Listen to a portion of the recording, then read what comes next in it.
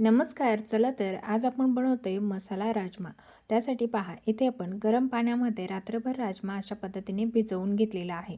भिजवलेला राजमा आपल्याला वेगळा काढून स्वच्छ धुवून घ्यायचा आहे. त्यानंतर कुकरमध्ये टाकून घेतला. चवीनुसार मीठ, 2 चमचे तेल आणि आवश्यकतेनुसार पाणी घालून आपल्याला याच्या 5 शिट्ट्या करून घ्यायच्या आहे. 5 शिट्ट्या झाल्यानंतर पाहू शकता अगदी पुरणासारखा राजमा शिजला गेलाय. इकडे मिक्सरच्या भांड्यामध्ये अर्धी वाटी डाळवे, 2 टोमॅटो बारीक वाटून घेतले.